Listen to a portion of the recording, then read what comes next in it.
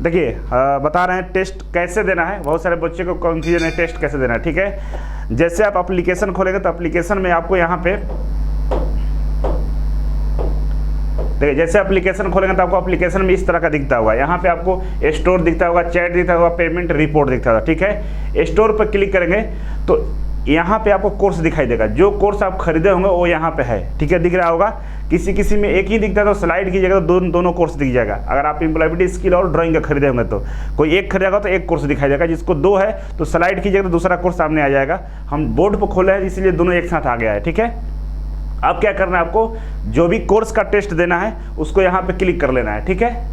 इस पर क्लिक कीजिएगा तो ये कोर्स ओपन हो जाएगा। देखिए इस पर क्लिक करते हैं हम तो ये कोर्स ओपन हो रहा है, ठीक है। कोर्स ओपन हो जाएगा तो यहाँ पर देखिए ओवरव्यू है। ओवरव्यू में आपको पता चलेगा कोर्स के बारे में जानकारी मिलेगा, ठीक है। जैसे इसमें टेस्ट कितना है, इसमें कौन कौन से वीडियो लेक्चर अवेलेबल है, ये सारी चीज़ें यहाँ पे आपको दिखाई देगा, ठीक है। नीचे सजेस्टेड कोर्स है। कंटेंट में आइएगा तो कंटेंट में आपको यहाँ पर दिखाएगा कितना कंटेंट इसमें डाला गया है। जैसे देखिए ऑनलाइन एक टेस्ट डाला हुआ है और स्टडी मटेरियल नहीं डाला हुआ है, केवल फोल्डर है। एक टेस्ट अवेलेबल है, टेस्ट आप दे सकते हैं, वो भी फ्री है सबके लिए।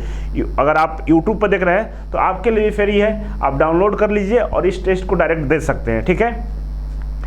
जो बच्चे लाइव क्लास नहीं देख पाते हैं तो लाइव क्लास पर क्लिक करेंगे तो यहाँ पे सारा वीडियो लेक्चर दिखाई देगा। अभी नहीं दिखाई दे रहा है, लेकिन आपके एप्लीकेशन में मोबाइल में जितना अभी तक हमने क्लास लिया उस सारा यहाँ पे आपको दिखाई देगा।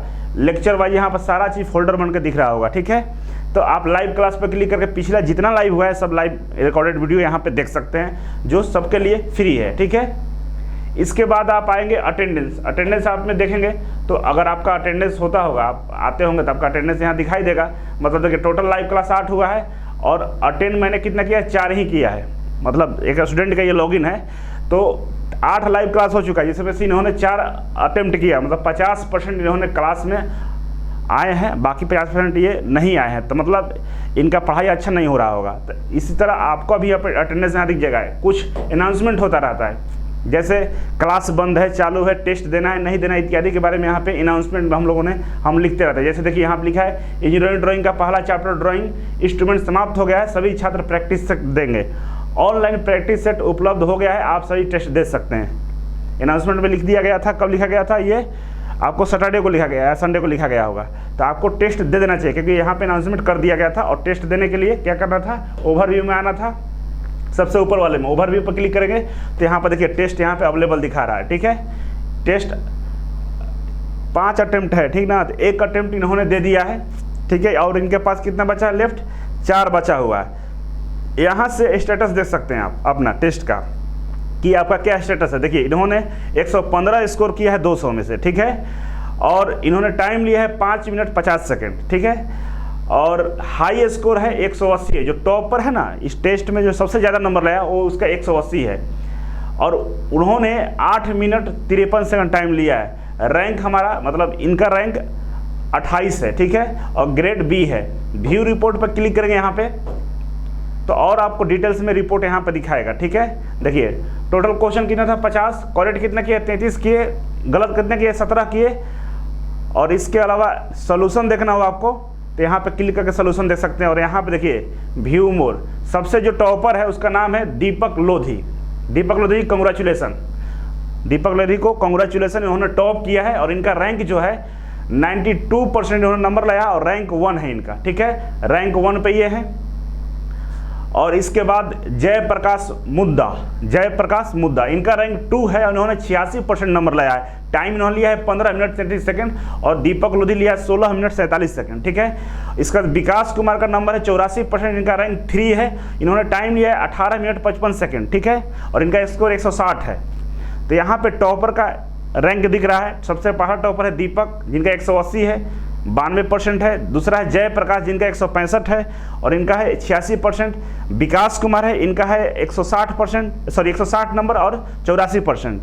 तो इस तरह से तीनों यहाँ पे टॉपर आपको दिख रहे होंगे। और जो जिनका आईडी है उनका रैंक देखिए 28 है। और परसेंटेज की बात करें, परसेंटाइल की बात करें 88 पॉइंट है। तो इस तरह से आप रिपोर्ट को भी चेक कर सकते हैं। यहाँ पे आपको वेरी गुड दिया गया है कि परफॉर्मेंस ठीक ठाक है और बढ़ा सकते हैं, ठीक है। एवरेज ग्रेड डी है और हमारा जो ग्रेड है मतलब इस स्टूडेंट का ग्रेड बी है और एवरेज डी ग्रेड आ रहा है, ठीक है। एवरेज मार्क 42 मार्क्स है, लेकिन हाईएस्ट मार्क कितना है 180 है। तो इस तरह से देख कर आप अपना इम्प्रूवमेंट कर सकते हैं, ठीक है ना, आपकी अंदर इम्प्रूवमेंट आएगी। चेंज इन स्कोर, आप यहाँ पे स्कोर को चेंज कर सकते हैं, दोबारा से टेस्ट दीजिएगा तो चेंज हो सकता है। प्रोजेक्टेड रैंक 28 रैंक है, ठीक है। यहाँ पे पूरा ग्राफ बनाकर सब चीज़ दे दिया गया है, ठीक है ना। इस ग्राफ के मदद से आप अपने आप को जांच सकते हैं कि हमारे अंदर कहाँ कहाँ कमी है, टाइम हमने कितना लिया है, कितना टॉपर का टाइम लिया है, मेरे टाइम में क्या डिफरेंस है, किस तरह से स्पीड को हम और थोड़ा सा बढ़ा सकते हैं, ठीक है। तो इस तरह से टेस्ट देना था। अब जो लोग टेस्ट नहीं दिया है, जैसे नाबोध शीशांत लिख रहे हैं कि सर टेस्ट देना है, तो टेस्ट देना है तो आप टेस्ट दे सकते हैं, इसमें क्या करना है बता तो दिए कि टेस्ट कैसे देना है। इस तरह से टेस्ट सभी लोग दे सकते हैं। कैसे देंगे, स्टोर में आइएगा, स्टोर में आइएगा और ये ड्राइंग पर क्लिक कीजिएगा, ये खुलेगा तो नीचे यहाँ पर टेस्ट अवेलेबल है, री अटेम्प्ट कीजिएगा, टेस्ट शुरू हो जाएगा, ठीक है। तब चलिए शुरू करते हैं। जो क्वेश्चंस दिए थे टेस्ट में, ये सारा क्वेश्चन था, तो चलिए क्वेश्चन को करवाते हैं 1 बाई 1 करके। जो लोगों ने टेस्ट दिया था उनके लिए बहुत अच्छी बात है, जो नहीं दिए हैं दोबारा से टेस्ट जरूर दे लीजिएगा। टेस्ट देने के बाद आप इस क्वेश्चन वीडियो सोल्यूशन को आप देख लीजिएगा, तो आपको बहुत सारा जानकारी मिलेगा, ठीक है। गुड मॉर्निंग एवरीवन, सभी लोग आ चुके हैं। अभी तो 66 ही बच्चे हैं, 100 प्लस रहेंगे तो ज़्यादा बेटर रहेगा। ऋतुविक गुजरात से हैं, महेंद्र कुमार, दीपक लोधी, गुड दीपक लोधी, बहुत बहुत कंग्रेचुलेसन आपको, बहुत अच्छा आपने किया है, अच्छा नंबर भी लाया है। मनीष कुमार, साधना मौर्य, गुड मॉर्निंग मनीष कुमार, साधना टेस्ट दिया था आपने। Anand Raj, Jitendra Kumar, Ramdayal, Aditya good morning, Amit, Faheem Khan, Raja Babu good, कितना नंबर है आपका। संजीव कुमार, मीनू, सुशील मिश्रा 200, सुमित कुमार गुड मॉर्निंग, उमेश लोधी। चलिए क्वेश्चन शुरू करते हैं। पहला क्वेश्चन का आंसर कौन बताएगा। ड्राइंग बोर्ड के कई भाग होते हैं, इसमें बैटन, देखिए ड्राइंग बोर्ड के कई भाग होते हैं, इसके बैटन का उद्देश्य क्या है, ठीक है। इंग्लिश में भी लिखा हुआ there are many parts to drawing board, what is the purpose of its baton. पहला ऑप्शन है बोर्ड को मुड़ने से बचाना, दूसरा स्ट्रिप को सहारा देना, तीसरा स्ट्रिप को जोड़ना और टेबल पर टेक देना। इसका आंसर क्या होगा, पहला का आंसर दीजिए ए, गुड, बहुत अच्छा, सभी लोग ए लिखे हैं, बहुत अच्छा, चलिए गुड। नेक्स्ट क्वेश्चन पर हम चलेंगे, नेक्स्ट क्वेश्चन पर आ रहे हैं। चलिए नेक्स्ट क्वेश्चन है हमारे सामने दूसरा। ये सारे क्वेश्चन इंपॉर्टेंट है, एग्जाम में पूछे जाएंगे, चाहे ITI का एग्जाम हो, चाहे रेलवे ड्राइवर का एग्जाम हो, चाहे आप इसरो DRDO में जा रहे हैं, यहाँ से प्रश्न आते हैं। दूसरा क्वेश्चन है ड्राइंग बोर्ड का वह भाग जिस पर T² का स्टॉक स्लाइड करता है।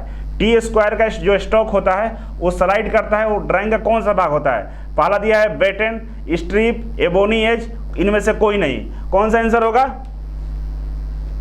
आंसर दीजिए सी, गुड, बहुत अच्छे, सी होगा। ड्राइंग बोर्ड का वो भाग जिस पर T² का स्टॉक स्लाइड करता है, ठीक है, एबोनी एज या वर्किंग एज इसी को बोलते हैं, ठीक है। बी वाला, सी वाला सही है, ठीक है। नेक्स्ट हम बढ़ते हैं आगे, तीसरा नंबर। ड्राइंग बोर्ड कई आकार के होते हैं, D0 नामी ड्राइंग बोर्ड का साइज क्या है। ड्राइंग बोर्ड कई प्रकार के होते हैं, D0 ड्राइंग बोर्ड का साइज क्या है, कौन बताएगा। सब लोग लिख रहा है डी। तो आपको एक चार्ट हम दिखाए थे, ठीक है ना, जब आप लेक्चर लिए अच्छा से देखे होंगे तो उसमें ड्राइंग बोर्ड का साइज मैंने बताया था और आपको याद भी होगा, ठीक है। सारे बच्चे डी दे रहे हैं आपसे, तो मतलब डी वाला सही है। क्या होता है 1500 × 1000 × 25 mm, ये ड्राइंग बोर्ड का साइज है जो D0 होता है, ठीक है। आपको साइज याद रहेगा तो ये जानकारी आपको अच्छे से मिल जाएगा। D1 का क्या होगा, D1 का क्या होगा, 1000 का हो जाता है, किनारे चला जाता है, 1700 × 25 हो जाएगा ना, सही है। D1 का क्या होगा, ये वाला हो जाएगा, तो मतलब ये सही है इसके लिए। चलिए नेक्स्ट क्वेश्चन पर हम चलते हैं।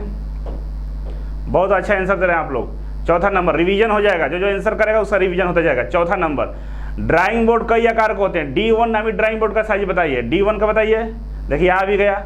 D1 का कितना होता है, D1 का स्टार्टिंग में 1000 होता है, ठीक है। तो 1700 × 25, स्टार्टिंग वाला याद रखिएगा तो पकड़ लीजिए, क्योंकि चारों में से देखिएगा तो स्टार्टिंग वाला में 1000 इसी में है, तो ये D1 का होता है। 1500 का तो D0 में होता है, ठीक है।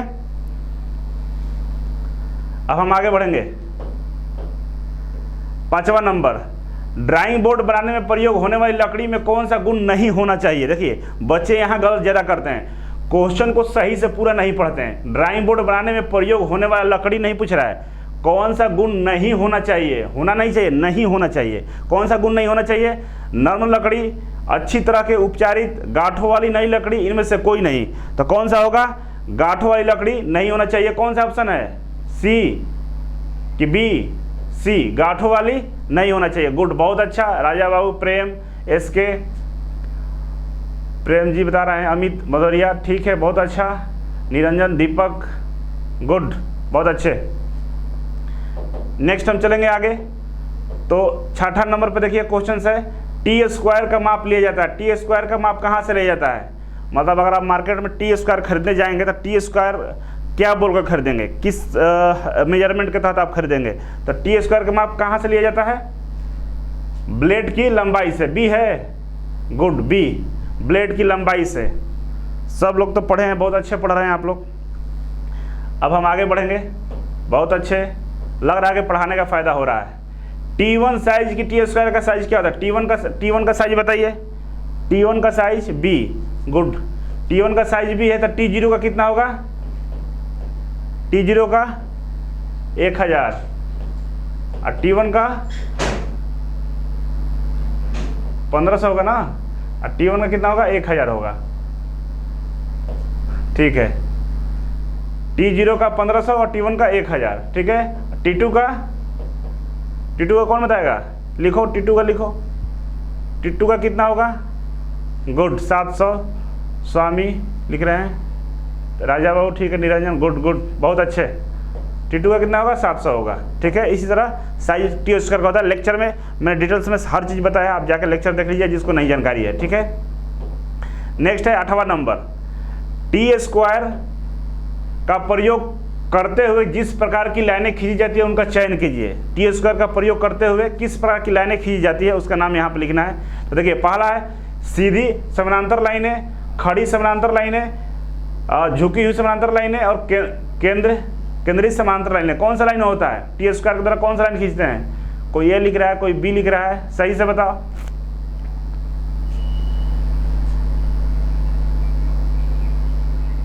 ए, गुड, बहुत अच्छा। ये वाला होगा, क्या होगा? ए, ये आंसर सही है। क्योंकि देखिए ड्राइंग बोर्ड इस तरह का होता है, ठीक है, और टी इधर होता है, बाएं साइड क्या होता है? वर्किंग एज होता है, एबोनी एज होता है, और यहीं पर टी स्क्वायर ऐसे लगा दिया जाता है, ठीक है। टी स्क्वायर ऐसे लगा रहता है, ठीक है।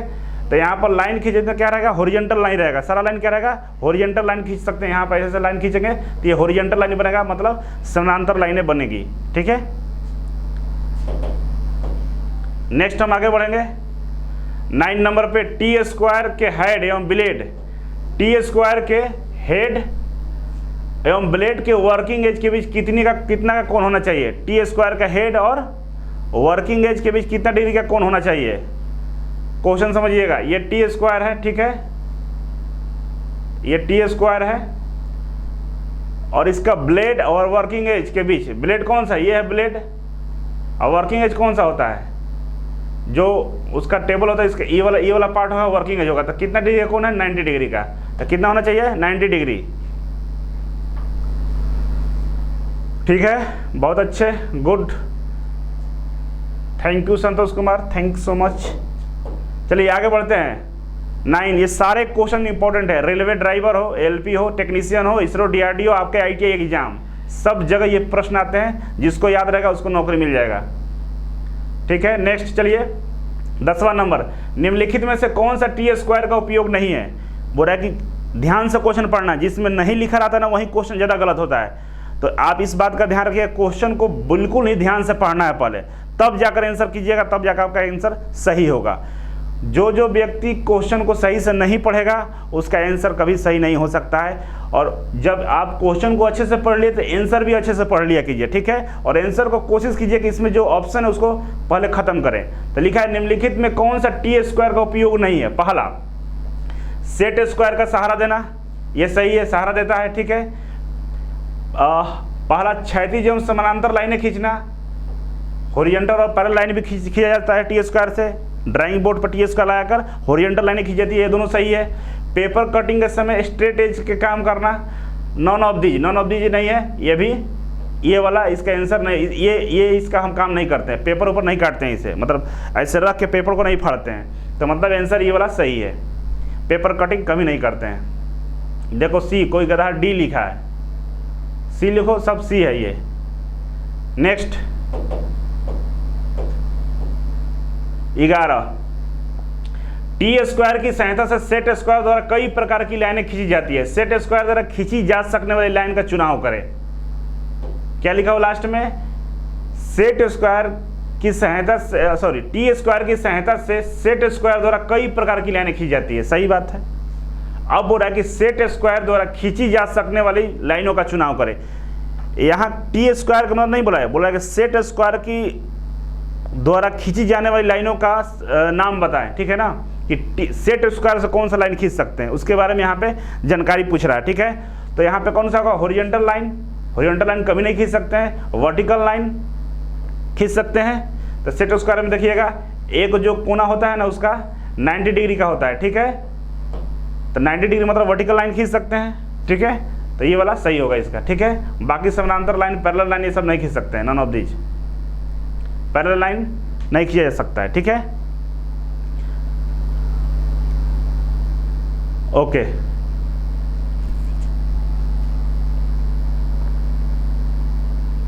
नेक्स्ट 12 नंबर, सेट स्क्वायर द्वारा ही स्क्वायर की मदद से खाली स्थान डिग्री के गुणज में लाइनें खींची जा सकती है। सेट स्क्वायर की मदद से कितना डिग्री के गुणज में लाइनें हम खींच सकते हैं, कौन कौन बताएगा। बी लिख रहा है, कोई ए लिख रहा है, बी वाला को तो पकड़ के मारना पड़ेगा। इतना बताते हैं, इसके बाद भी गलती। 15, बहुत अच्छा। कितना होता है इसका, बी डायरेक्ट याद कर लीजिए, 15 डिग्री के अंतराल पर हम लाइनें खींच सकते हैं, किससे, सेट स्क्वायर की मदद से। और चांद से कितना डिग्री कौन बनाते हैं अंतराल पे, 1 डिग्री का, तो दोनों याद रखिएगा। सेट स्क्वायर से 15 डिग्री के अंतराल पर हम लाइन खींच सकते हैं, गुणज में खींच सकते हैं, मल्टीपल में। और चांद से हम लोग 1 डिग्री के मल्टीपल में हम लोग एंगल बना सकते हैं, तो इस बात को ध्यान रखना होगा, ठीक है, बहुत अच्छे। नेक्स्ट 13, प्रोट्रैक्टर को कोण मापने का उदाहरण है।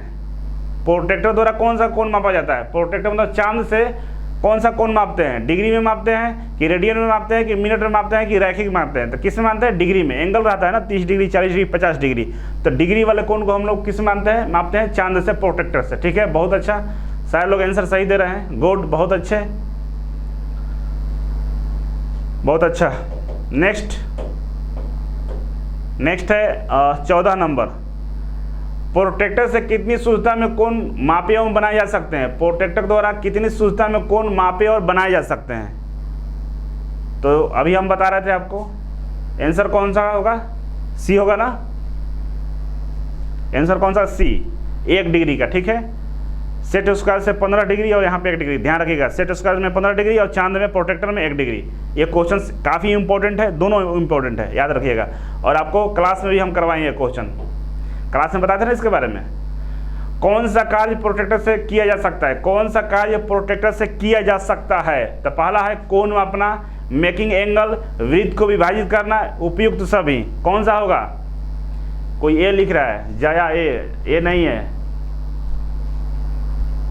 15 देखिए, चांद जो होता है ना, सॉरी ये गलत बन गया, चांद जो होता है तो इस तरह का होता है ना, ठीक है, इस तरह का चांद होता है।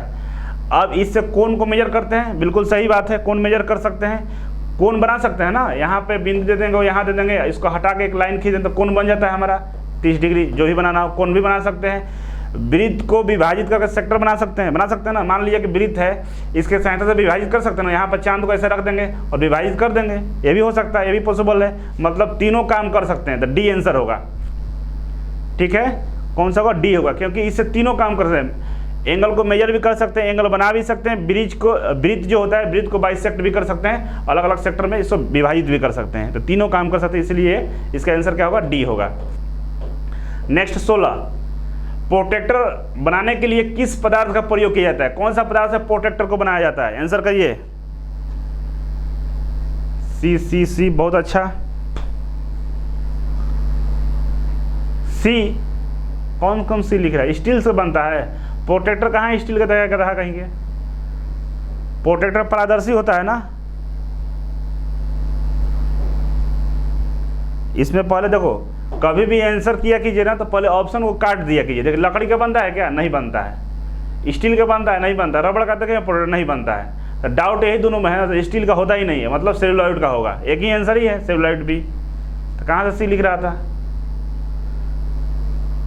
पढ़ के नहीं आओगे, रिवीजन करके नहीं दोगे टेस्ट तो कुछ समझ में नहीं आएगा। 17 नंबर, टेस्ट जो नहीं दिया होगा जरूर जाकर टेस्ट दे लीजिएगा, ठीक है ना। नहीं टेस्ट दीजिएगा कुछ पता नहीं चलेगा कितना नंबर आता है। जब टेस्ट देंगे तब आपको आपके अंदर का जो कैपेसिटी है उसके बारे में पता चलता है, तब जाकर लगता है कि नहीं पढ़ना चाहिए, ठीक है ना। तो टेस्ट जरूर दीजिएगा। 17 नंबर, तकनीकी ड्राइंग में पेंसिल का चुनाव किस आधार पर किया जाता है? तकनीकी ड्राइंग में पेंसिल का चुनाव किस आधार पर किया जाता है? तो पहले क्रॉस करना है, ठीक है। तकनीकी मतलब टेक्निकल, टेक्निकल में ड्राइंग पेंसिल का चुनाव किस आधार पर करते हैं? तो पहला देखिए, इधर देखिए, पेंसिल का रंग, नहीं, रंग से करते हैं, नहीं करते हैं। दूसरा पेंसिल का ग्रेड, इससे करते हैं। पेंसिल का व्यास डायमीटर से, कि कितना मोटा पतला पेंसिल होना चाहिए, ये तो नहीं सोचते हम लोग कि पेंसिल मोटा होना चाहिए या पतला होना चाहिए, ये भी नहीं होता है। पेंसिल की लंबाई, क्या पेंसिल हमको 10 मीटर का चाहिए कि 5 सेंटीमीटर का चाहिए, ये भी नहीं सोचते हैं। एक स्टैंडर्ड साइज होता है पेंसिल का, सारे पेंसिल एक ही साइज के आते हैं। मतलब हम ग्रेड के अनुसार पेंसिल का चुनाव करते हैं कि हमको 3H के चाहिए कि 3B का चाहिए, 4H चाहिए कि 4B चाहिए, कौन सा ग्रेड का पेंसिल चाहिए। तो हम लोग ग्रेड के अनुसार पेंसिल का चुनाव करते हैं। सी नंबर है, ठीक है। तो यहीं पर तुरंत ही बता दो, सबसे हार्ड ग्रेड की पेंसिल कौन सी होती है? सबसे हार्ड ग्रेड की पेंसिल कौन सी होती है? कमेंट करो, कमेंट करो जल्दी से। 9H, good. सबसे सॉफ्ट ग्रेड की? Soft grade 7B, good. चलिए आगे बढ़ते हैं। सबसे हार्ड ग्रेड की पेंसिल कौन सी है? आ भी गया क्वेश्चंस, आंसर बताइए इसका। ये तो सॉफ्ट ग्रेड वाला है, ठीक है, ये सॉफ्ट ग्रेड का होता है। HB मीडियम है और ये भी मीडियम के जैसा ही होता है, मतलब 9H सबसे क्या होता है? हार्ड होता है। सी, गुड, बहुत अच्छे। नेक्स्ट हम चले गए 19 नंबर पे। ड्राइंग में विभिन्न रेखाएं खींचने के लिए कई ग्रेड की पेंसिल का प्रयोग किया जाता है। निर्माण रेखाएं, कंस्ट्रक्शन लाइन के लिए ग्रेड का पेंसिल होना चाहिए। कंस्ट्रक्शन लाइन के लिए किस ग्रेड का पेंसिल होना चाहिए? ठीक है, बहुत सारे बच्चे सी लिख रहे हैं।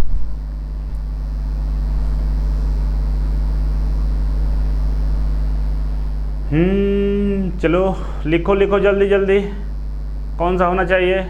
इसमें कंफ्यूज हो बाबू, तुम लोग सब लोग कंफ्यूज हो, नहीं आ रहा है आंसर। नहीं नहीं नहीं नहीं, सब लिख दो। चारों ऑप्शन तो लिख ही दिया, कौन सा सही है? एक ही ऑप्शन लिखो। देखिए, रुकिए पर देख लीजिए, हम जो बता रहे हैं वो देखिए, पर समझ लीजिए। कंस्ट्रक्शन लाइन किसको बोलते हैं? देखिए, स्टार्टिंग में जब हम ड्राइंग बनाते हैं, ध्यान रखिएगा, रुका रहिएगा, ठीक ना। स्टार्टिंग में मान लीजिए हमको एक ड्राइंग बनाना है, ठीक है, हमको एक ड्राइंग बनाना है, ठीक है ना। ये एक ड्राइंग हम बना दिए, ठीक है, ये क्या हुआ? ड्राइंग बन गया मेरा एक, ठीक है, ये ड्राइंग बन गया। अब इसमें गलती उलती होगा तो हम मिटा उठा के इसको ठीक कर लेंगे, ठीक है ना, मिटा उठा के ठीक कर लेंगे। ये क्या होगा? ये कंस्ट्रक्शन होगा, मतलब इस तरह का हमको एक मेटल का निर्माण करना है, इस तरह का एक घर का निर्माण करना है, इस तरह का एक ऑब्जेक्ट का निर्माण करना है हमको, ठीक है ना। तो ऑब्जेक्ट को निर्माण करने से पहले हम ऑब्जेक्ट का कंस्ट्रक्शन तैयार करते हैं। ऑब्जेक्ट का निर्माण करने से पहले ऑब्जेक्ट का कंस्ट्रक्शन तैयार करते हैं, जो बारीक लाइन से खींचा जाता है, जो बारीक लाइन से खींचा जाता है। देखिए बारीक लाइन है, क्योंकि इसमें गलतियां होने की संभावना ज़्यादा होता है। जब इस प्रोजेक्ट को हम लोग फाइनल कर देते हैं, तब हम क्या करते हैं? ऑब्जेक्ट लाइन खींच देते हैं, ऑब्जेक्ट लाइन, ठीक है। तो कंस्ट्रक्शन लाइन पतला होना चाहिए, पतला होना चाहिए, मतलब कंस्ट्रक्शन लाइन के लिए पतला कौन सा इसमें पेंसिल होगा? देखिए तो ऑप्शन देखिए, तो एक तो सबसे हार्ड होता है, ये प्रयोग करेंगे ही नहीं करेंगे, बिल्कुल नहीं करेंगे इसका। तो सबसे हार्ड इसमें देखिए तो 2H या 3H, ठीक है ना, 2H या 3H का ही प्रयोग हम लोग कंस्ट्रक्शन लाइन में करते हैं। कभी कभी 2H का भी कर लेते हैं, लेकिन 3H ज़्यादा बेटर होता है क्योंकि ये पतला चलता है। तो ए वाला ऑप्शन इसमें सही होगा। जैसे ही कंस्ट्रक्शन लाइन कंप्लीट हो जाता है तो फिर हम क्या करते हैं? पेंसिल मोटा वाला चुनते हैं, ऑब्जेक्ट लाइन बनाते हैं। तो ऑब्जेक्ट लाइन बनाने के लिए क्या करते हैं हम लोग? मोटा वाला पेंसिल लेकर इसी पर ऐसे चला देते हैं, ठीक है ना, इसी पे क्या करते हैं? ऐसे चला देते हैं। उससे क्या होता है कि ड्राइंग स्पष्ट रूप से दिखने लगता है और जो भी टेक्नीशियन होगा बनाने वाला इसे देख के बना लेगा। तो ये रहा ऑब्जेक्ट लाइन। ऑब्जेक्ट लाइन के लिए कौन सा पेंसिल चुनेंगे? HB या H, ठीक है, HB या H से ऑब्जेक्ट लाइन बना देते हैं जो सबसे डार्क गहरा चलता हो। तो ध्यान रखिएगा, कंस्ट्रक्शन लाइन मतलब शुरू वाला जब हम प्रोजेक्ट बना रहे होंगे जिसमें गलतियां होने की संभावनाएं ज़्यादा होती है, उसको बनाने के लिए बारीक लाइन खींचते हैं और बारीक लाइन पतला लाइन खींचने के लिए थोड़ा सा हार्ड ग्रेड वाला पेंसिल का चुनाव करते हैं। तो इंजीनियरिंग ड्राइंग में 2H या 3H पेंसिल से हम लोग कंस्ट्रक्शन लाइन बनाते हैं, ये मैक्सिमम होता है, उससे नीचे वाला से ही सारा काम करते हैं। समझ गए होंगे आप लोग। चलिए आगे बढ़ते हैं। समझ गया? ठीक है, 3H, गुड। मैं बताया किरोद कुमार, बिल्कुल सही बताए थे आप। SK, okay. Deepak Lodhi, good. 3H। Shailendra Yadav, CCC के मतलब बाद में समझिएगा, CCC के मतलब यूट्यूब पे। प्रवीण कुमार राणा, बी नहीं होगा। देखिए 20 नंबर, सबसे सॉफ्ट ग्रेड की पेंसिल कौन सा है? इसमें सबसे सॉफ्ट ग्रेड का पेंसिल कौन सा है? सबसे सॉफ्ट ग्रेड का पेंसिल कौन सा है, कौन बताएगा? देखिए क्या करते हैं, पहले तो जो H वाला होता है, H क्या होता है? हार्ड ग्रेड वाला होता है ना। H क्या होता है? हार्ड ग्रेड की पेंसिल होती है, H ग्रेड से जो शुरू होता है। तो H ग्रेड वाला हटा देंगे, इसको क्रॉस कर दिए, इसको हटा दीजिए, तो 2 को B वाला बचा है। और HB का होता है मीडियम हार्ड कहते हैं, मीडियम सॉफ्ट कहते हैं, ये बीच वाला होता है HB, मीडियम सॉफ्ट होता है। तो हमारे पास कौन सा बचा है? B बचा हुआ है, मतलब A वाला सही है, A ऑप्शन सही है आपका। नेक्स्ट हम बताएं 21 नंबर, पेंसिल के लेड की हार्डनेस किस पर निर्भर करती है? पेंसिल जो होता है उसके अंदर जो लीड लगा होता है, ये वाला लीड, वो किस पे, इसके हार्डनेस किस पे निर्भर करती है? पेंसिल की हार्डनेस किस पे निर्भर करती है? तो देखिए ऑप्शन पहला है काउ लाइन की मात्रा, लेड की मोटाई, ग्रेफाइट का मात्रा, पेंसिल की लंबाई। पेंसिल की लंबाई पर निर्भर करेगा लेड की हार्डनेस? नहीं, बिल्कुल गलत है। पेंसिल लंबा या छोटा, उसके अंदर जो लीड है उससे क्या मतलब है। दूसरा ग्रेफाइट की मात्रा, ग्रेफाइट से पेंसिल बनता है लेकिन ग्रेफाइट की मात्रा पे लीड का हार्डनेस डिपेंड नहीं करता है, याद रखिएगा। लीड की मोटाई, थिकनेस मोटा हो या पतला हो, इससे भी हार्डनेस से कोई फर्क नहीं पड़ता है, ठीक है। तो मतलब पहला ऑप्शन सही है, अमाउंट ऑफ कोयोलाइन। जितना कोयोलाइन को मिलाइएगा पेंसिल उतना ही हार्ड होगा, जितना कम मिलाइएगा पेंसिल उतना ही सॉफ्ट होगा, ठीक है। सभी लोग आंसर सही दिए ए, क्योंकि ये हम लोग बहुत पहले ही पढ़े थे, ठीक है। लेक्चर में, स्टार्टिंग के लेक्चर में आपको बताए थे कि जो पेंसिल होता है उसका जो लीड होता है ना, उसके हार्डनेस ग्रेफाइट में मिले हुए कायोलाइन पर निर्भर करता है, कायोलाइन की मात्रा कितनी है, ठीक है। नेक्स्ट हम आगे बढ़ेंगे 22 नंबर, अक्षरांकन एवं आउटलाइन। ऑब्जेक्ट लाइन खींचने के लिए किस ग्रेड का पेंसिल का प्रयोग करते हैं? अक्षरांकन एवं आउटलाइन, ऑब्जेक्ट लाइन या आउटलाइन बोलिए, अक्षरांकन बोलिए, ये सारे चीज़ों करने के लिए हम किस ग्रेड की पेंसिल का चुनाव करते हैं, ठीक है। किस ग्रेड का पेंसिल का चुनाव करते हैं बताइए। तो देखिए इसको कैसे करना है, इसका आंसर कैसे होगा। देखिए सबसे पहले ये कुछ ज़्यादा ही डार्क चलता है, ठीक है, और ये तो हार्ड ग्रेड है, बहुत ज़्यादा हार्ड है। हमको क्या ऑब्जेक्ट लाइन खींचना तो पूरा गाढ़ा वाला चाहिए पेंसिल, ठीक है। और इसमें गाढ़ा वाला की बात करें तो 2H 3H भी थोड़ा सा हार्ड हो जाता है, क्योंकि ये कंस्ट्रक्शन लाइन खींचते हैं ना, इससे अभी बताते ना, इससे कंस्ट्रक्शन लाइन खींचते हैं ये, और इसके ऊपर हम जाते नहीं, ये बहुत ज़्यादा हार्ड हो जाता है, ठीक है। और नीचे वाला ये एक्स्ट्रा डार्क है, बहुत ज़्यादा डार्क हो जाएगा, जो अच्छा नहीं, ये केवल लिखने का ड्राइंग शीट पर कहीं लिखने के लिए काम में आता है, लेकिन ऑब्जेक्ट लाइन खींचना हो H और 2H से ही हम खींचते हैं। तो C वाला सही होगा, C डालें आप लोग, ठीक है, C है, गुड। नेक्स्ट है 23 नंबर, 4 प्रकार के अर्ध स्वचालित पेंसिल लेड का उपयोग किया जाता है। इनमें से कौन सा अर्ध स्वचालित पेंसिल का लेड का आकार है? अर्ध स्वचालित, 4 प्रकार के अर्ध स्वचालित पेंसिल लेड का उपयोग किया जाता है। इनमें से कौन सा स्वचालित, अर्ध स्वचालित पेंसिल का लेड है, कौन सा है भाई? 23 नंबर का आंसर बताइए। तो 0.5 mm वाला होता है, ये सबसे बारीक वाला होता है, यही क्या होता है? अर्ध स्वचालित। याद रखिएगा, इसको याद कर लीजिएगा, क्योंकि इसका निर्माण इसी से किया जाता है, ठीक है। नेक्स्ट है 24 नंबर, साधारण ड्राइंग के कार्यों में आमतौर पर किस ग्रेड का पेंसिल का प्रयोग नहीं किया जाता है? नहीं किया जाता है साधारण कार्यों में, साधारण ड्राइंग के कार्यों में आमतौर पर किस ग्रेड का पेंसिल का प्रयोग नहीं किया जाता है? ध्यान रखिए क्या लिखा हुआ, नहीं किया जाता है। नहीं किया जाता है इसका मतलब बहुत कुछ होता है, ठीक है। नहीं किया जाता है, कौन सा नहीं किया जाता है, इसका प्रयोग करते हैं HB का, 2H का भी करते हैं, H का भी करते हैं, मतलब 3H से ऊपर वाले का प्रयोग हम लोग नहीं करते। 3H के ऊपर वाला मतलब 4H हो गया, कभी कभी कर लेते हैं, 5H हो गया, 6H हो गया, 7H हो गया, ये सब हम लोग अपने ड्राइंग में नहीं करते हैं। मतलब जो साधारण ड्राइंग बनता है, जो कॉलेजों वगैरह में ड्राइंग बनाते हैं, नहीं करते हैं। मतलब 6H का प्रयोग हम लोग नहीं करते हैं। ये वाला सही होगा, B सही है ना। गुड, बहुत अच्छा। नेक्स्ट है 25 नंबर क्वेश्चन। ड्राइंग पेंसिल का क्रॉस सेक्शन किस आकार का होता है? ड्राइंग पेंसिल का क्रॉस सेक्शन किस आकार का होता है? इसके बारे में मैंने लेक्चर में बहुत डिटेल्स में बताया है। वर्गाकार नहीं होता है, गोल वर्गाकार होता है नहीं होता है, गोल होता है नहीं होता है, त्रिभुजा ये भी नहीं होता है, रोम्बस होता है, षष्ठभुजाकार होता है। क्यों? बी क्यों होगा सही? क्योंकि पेंसिल रखेंगे तो रोल नहीं करेगा, ठीक ना, रोल करके नीचे नहीं गिरेगा। इससे बचाने के लिए हम लोग क्या करते हैं, षष्ठभुजाकार बना देते हैं, 6 भुजा वाला बनाते हैं, जिससे रखेंगे तो ये रोल करेगा ही नहीं, रुक जाएगा। बाकी रखेंगे तो रोल करके नीचे गिर जाएगा, ठीक है। नेक्स्ट 26 नंबर, किस उपकरण का प्रयोग निर्धारित लंबाई तक रेखाओं को मिटाने के लिए किया जाता है? कौन सा उपकरण है जिसको निर्धारित लाइन के बाद खींची जाने वाली रेखाओं को मिटाने के लिए हम लोग करते हैं? कौन सा उपकरण से करते हैं भाई? किस उपकरण का प्रयोग निर्धारित लंबाई तक रेखाओं को मिटाने के लिए किया जाता है? मान लीजिए ये रेखा हम खींचना है हमको 10 सेंटीमीटर का, ठीक है, और यहाँ से यहाँ तक 10 सेंटीमीटर, यहाँ से यहाँ तक, ये फालतू खींचा गया है बेवजह। तो इसको मिटाने के लिए हम किस उपकरण का प्रयोग करेंगे? Erasing shield.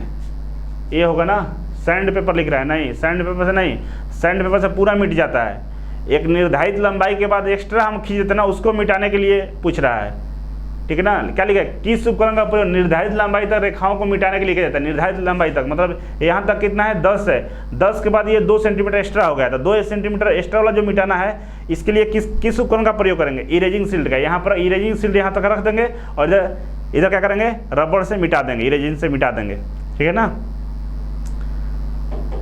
हो गया।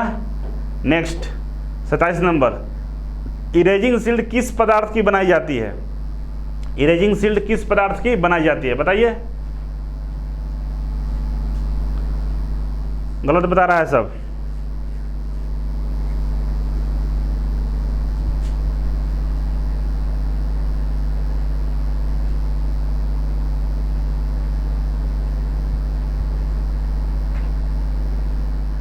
स्टील की पत्ती होती है ना, सी होगा। ये कुछ लोग इसको बोल रहे हैं, ये प्लास्टिक का भी होता है, लेकिन हम लोग जो पढ़े हैं उसमें क्या लिखा है, स्टील की पतली सी पत्ती होती है, ठीक है, ये वाला सही होगा, स्टील वाला, प्लास्टिक वाला नहीं होगा। होता है प्लास्टिक का भी आपको देखने को मिल जाएगा, लेकिन जो स्टैंडर्ड है को बोलेंगे वो स्टैंडर्ड किसका होता है, स्टील वाला ही माना जाता है।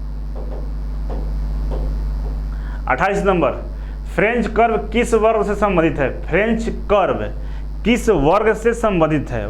मतलब जाति, वर्ग मतलब जाति। जो फ्रेंच कर्व होता है ना इस तरह का फ्रेंच कर्व, तो बोल रहा है किस वर्ग से संबंधित है? तो पहला सेट स्क्वायर, नहीं सेट स्क्वायर जैसा तो होता ही नहीं है। त्रिभुज ये भी नहीं होता है, बहुभुज ये भी नहीं होता है। क्या होता है? सर्कुलर होता है ना, इसमें सर्कल जैसा ही दिखता है कुछ इसी तरह का। सही है 28। तो ये क्या होगा? बी वाला होगा, क्योंकि देखिए इसमें सर्कल जैसा ही आकृति है ना कहीं ये सर्कल का एक निर्माण करता है। इस तरह से टेढ़ा मेढ़ा खींचना हो ना, इस तरह का लाइन, इसी का प्रयोग करेंगे। बताए थे लेक्चर में भी, कि अगर कुछ सर्कुलर टाइप लेकिन टेढ़ा मेढ़ा ऐसे आकृति हो तो इसका प्रयोग करते हैं। तो ये इसी वृत्त से रिलेटेड है, लगभग वृत्त जैसा ही है, ठीक है, इसीलिए वृत्त वाले जाति का सूचक है। 29 नंबर, मृद ग्रेड और कठोर ग्रेड के पेंसिल ड्राफ्टिंग कार्य के लिए उपलब्ध है। निम्न रेखा चित्र का कार्य में किसके लिए मृद ग्रेड पेंसिल का प्रयोग करते हैं? इनमें से बोल रहा है कि कौन सा काम करने के लिए मृद ग्रेड और सॉफ्ट ग्रेड के पेंसिल का प्रयोग करते हैं? तो पहला, पतली रेखा खींचने के लिए कभी नहीं करेंगे। पतला रेखा सॉफ्ट से खींचाएगा? नहीं खींचाएगा, उसके लिए कठोर वाला चाहिए, ठीक है। गाढ़ी रेखा खींचने के लिए ये हो सकता है, ठीक है। खंड रेखा खींचने के लिए ये भी नहीं हो सकता। निर्माण रेखा, कंस्ट्रक्शन लाइन के लिए बिल्कुल नहीं होगा, मतलब बी वाला सही है। सही है बी, चलिए सही है बिल्कुल। 30 नंबर पर हम आएंगे, पैमाना पैमाने विभिन्न पदार्थों के बनाए जाते हैं, इनमें से सबसे टिकाऊ पदार्थ को छांटे। पैमाना समझते हैं, स्केल समझ रहे हैं ना, स्केल बहुत तरह के बनाया जाता है, सबसे टिकाऊ कौन सा होगा? तो सबसे टिकाऊ बताइए, सबसे टिकाऊ तो लकड़ी टिकाऊ नहीं होगा, ये भी नहीं होगा, हाथी के दांत सेलुलॉइड ये भी नहीं होगा, स्टील वाला सबसे टिकाऊ होगा। काम खत्म। ऐसे ही स्टील है, ये क्या है? मेटल है, मेटल आगे सब फेल है। ठीक है, गुड, बहुत अच्छा, सब लोग आंसर कर रहे हैं, गुड। 31 वाला बताइए, इंजीनियरिंग ड्राइंग में किस प्रकार के स्केल का अधिक प्रयोग होता है? किस प्रकार के स्केल का अधिक प्रयोग होता है इंजीनियरिंग ड्राइंग में? कौन बताएगा? आंसर लिखो।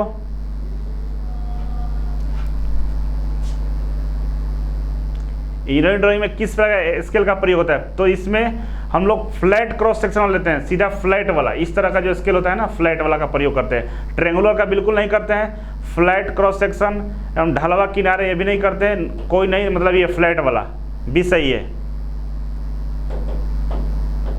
32 नंबर, ड्राइंग में किस लंबाई के स्केल का अधिक प्रयोग में लाए जाते हैं? किस लंबाई का प्रयोग अधिक लाया जाता है ड्राइंग में?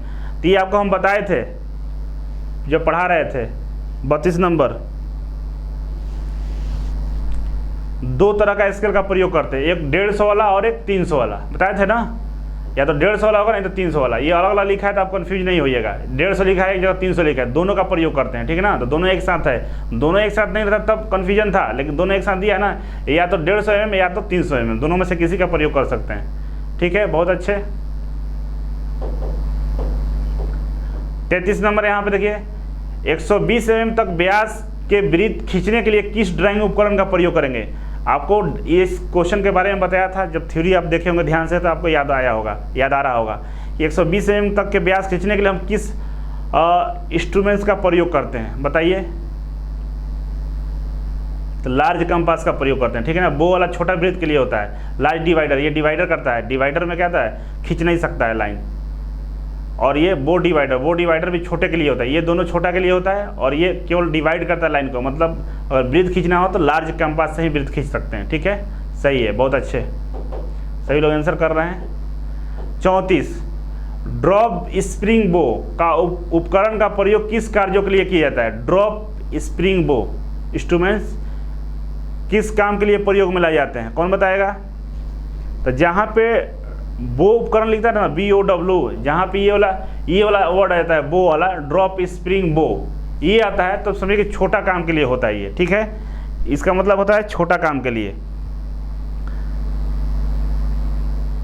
तो छोटा काम के लिए देखिए, इसमें देखिए छोटा काम कौन सा सबसे? तो एक ही व्यास के काफ़ी संख्या में छोटे वृत्त खींचने के लिए प्रयोग में लाते हैं। ठीक है ना, रेखा बांटने के लिए नहीं, ये सब बड़े व्यास का तो बिल्कुल ही नहीं हो, ये गलत हो जाएगा, क्योंकि ये लार्ज डिवाइडर से करते हैं। जहाँ पे बो लिखा रहता है ना, BOW बो, अच्छा हिंदी में ये वाला बो लिखा रहता है, मतलब छोटा काम के लिए होता है और एक ही प्रकार के बहुत सारे काम करने के लिए प्रयोग में लाते हैं। तो ये सी वाला ऑप्शन इसका सही है।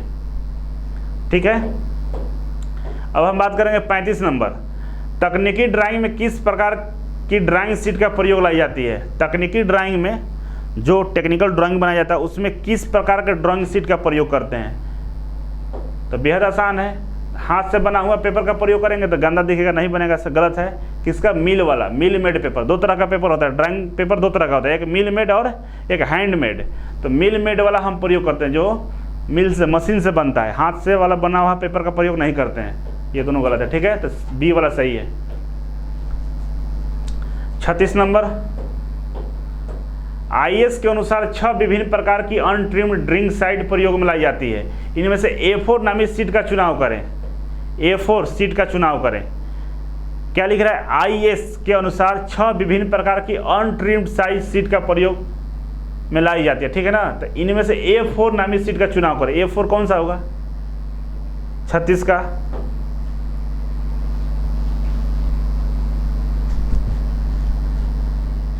बहुत सारे बच्चे सी लिख रहे हैं, डी लिख रहे हैं। देखिए इसमें बहुत सारा कन्फ्यूजन है आप लोगों का। ठीक है, यहाँ ऑप्शन देख लीजिए और ये आपको दिखाते हैं यहाँ पे। आइए दिखाते हैं जो पढ़ाए थे, या कन्फ्यूजन क्यों है, तो कन्फ्यूजन दूर कर लीजिए यहाँ पे। ठीक है,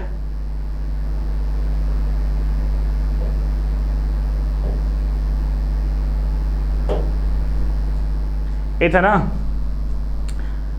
ड्राइंग शीट, अनट्रिम साइज दिया हुआ, यहाँ पे ट्रिम साइज दिया हुआ। ठीक है, तो अगर आपको जो क्वेश्चन है उसके अनुसार दोनों में देखिए, दोनों मिला लीजिए। इसमें क्या था 330, 450, 297, 420, 240, 330, ठीक है, यदि दे रहा है तो इसमें से मिला लीजिए। अनट्रिम्ड के बारे में पूछ रहा है ना, तो अनट्रिम्ड वाला में देखिए ये वाला मैच कर रहा है 330, 450, ठीक है, ये वाला मैच कर रहा है। तो अनट्रिम्ड के बारे में पूछ रहा है ना, 240 और 330, यही वाला था ना, 240, 330, यहाँ मिलाइए 240 और 330, किधर है 240 और 330, इसमें दिख ही नहीं रहा है। हाँ ये 240 और 350 है, उसमें 330 दिया हुआ है, तो थोड़ा सा गलती दे दिया है। ये वाला A4 वाला ये है, ठीक है ना, A4 वाला पूछ रहा था ना यहाँ पे, A4 का यही है, ये 350 होगा ना, यहाँ पे दिया हुआ है, यहाँ पर गलत कर दिया है, C नंबर सही होगा, ये सही होगा, और यहाँ पे क्या होगा 50 होगा, क्योंकि पूछा क्या है अनट्रिम्ड। दिखाए क्यों थे आपको कि अनट्रिम्ड और ट्रिम दोनों में अंतर होता है। यहाँ पर देख लीजिए फिर से एक बार, यहाँ पर देख लीजिए है ट्रिम्ड साइज दिया हुआ है, तो A4 वाले में ट्रिम साइज में 210 × 297 होता है, 210 × 297 होता है, किसमें A4 वाले में, A4 वाले में 210 × 297 होता है ट्रिम्ड में, जो हम लोगों को मिलता है। और अनट्रिम्ड में यही साइज 240 × 350 होता है। क्यों एक्स्ट्रा होता है, क्योंकि अनट्रिम्ड है, इसको जब कंपनी से लाते हैं दुकान में, तो दुकान में इसको ना काट कर बेचा जाता है, साइड वालों को हटा देके आपके पास ये वाला मिलता है। तो पूछ रहा था इसके बारे में, अनट्रिम्ड के बारे में पूछ रहा था, ठीक है। चलिए आगे बढ़ जाइए। 37 नंबर, IAS के अनुसार 6 विभिन्न आकार की अनट्रिम्ड ड्रिंक साइड प्रयोग में लाई जाती है, इसमें से A3 का चुनाव करें। A3 कौन सा है, चलो कमेंट करो। 37 नंबर, A3 ड्राइंग सीट कौन सा है?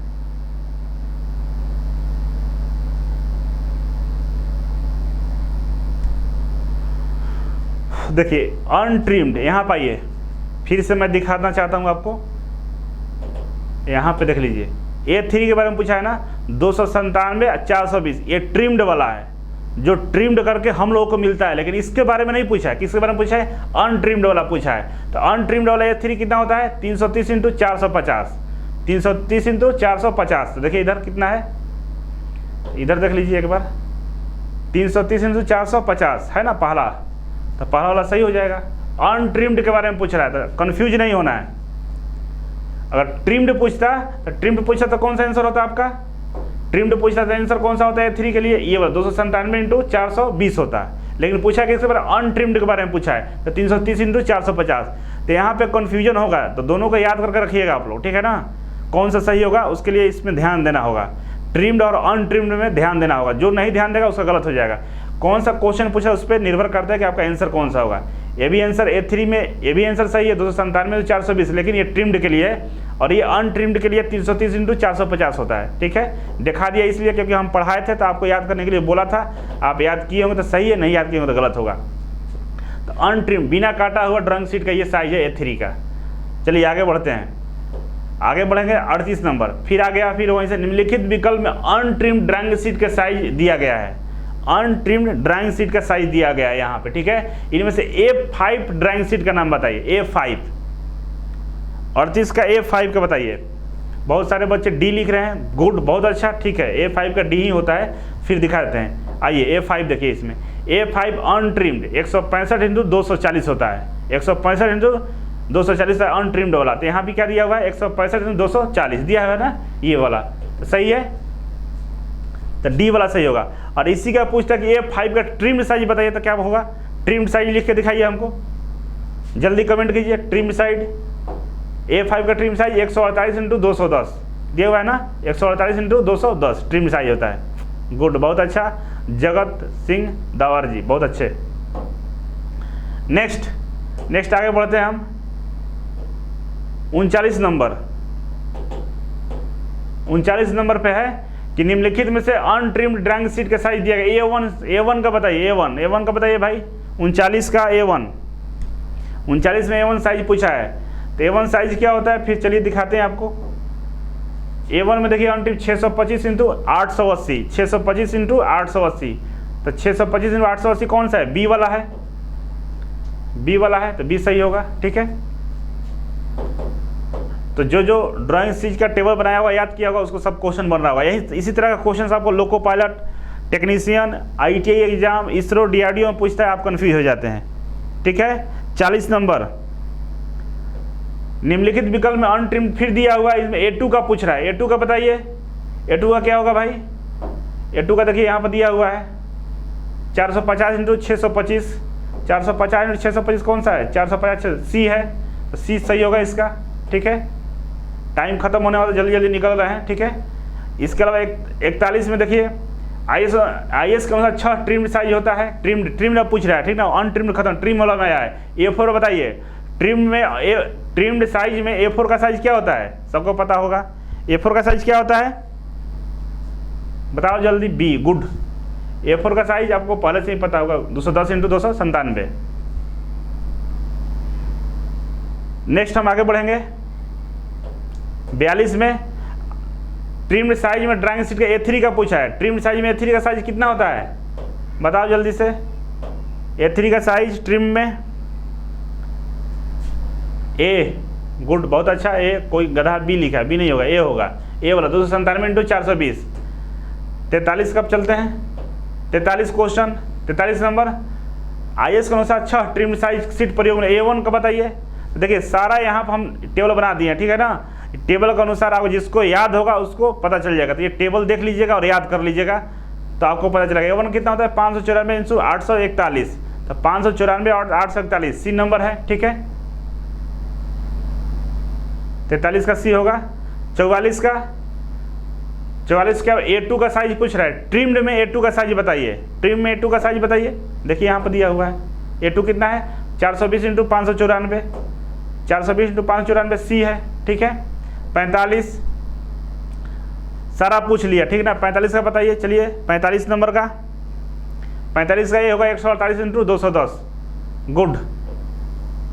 46 का A0 का साइज बताइए, 46 का बी सही है, 46 का बी होगा। किसका पूछ रहा है क्वेश्चन? A0 का। देखिए A0 का, A0 कितना है? 841 में 1189 दिया है, 1189 बी है ना, सही, बी होगा। उसी तरह नेक्स्ट हम चलेंगे 47 का बताइए।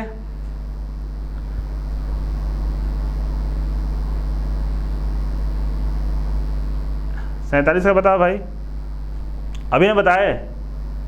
A0 वाला साइज तो है, ये वाला यही ना था, 841 इंटू 1189, इसमें क्या था? 841 1189 कौन था? A0 होगा। ठीक है, 48 निम्न नामी ड्राइंग सीट में किस ड्राइंग सीट का क्षेत्रफल 1 वर्ग मीटर होता है? 1 वर्ग मीटर किसका होता है? देखिए यहाँ पे हम लिखवाए थे अलग से, देखिए यहाँ पे लिखा होगा कि सबसे बड़ी ड्राइंग सीट A0 का क्षेत्रफल 1 वर्ग मीटर होता है, लिखवाए थे ना। तो यही क्वेश्चन में पूछ रहा है, तो कौन सा होगा? A0। कौन सा होगा? A0, बी वाला सही है, A0। 49 का बताइए, ड्राइंग सीट की भुजाओं का अनुपात क्या होता है? ड्राइंग सीट के भुजाओं का अनुपात क्या होता है भाई? 1/√2, 1/√2 होता है भुजाओं का अनुपात। और क्षेत्रफल का कितना होता है अनुपात? ड्राइंग सीट के एक साइज के अगले या छोटे साइज का क्षेत्रफल क्या होता है? 1/2, ये वाला।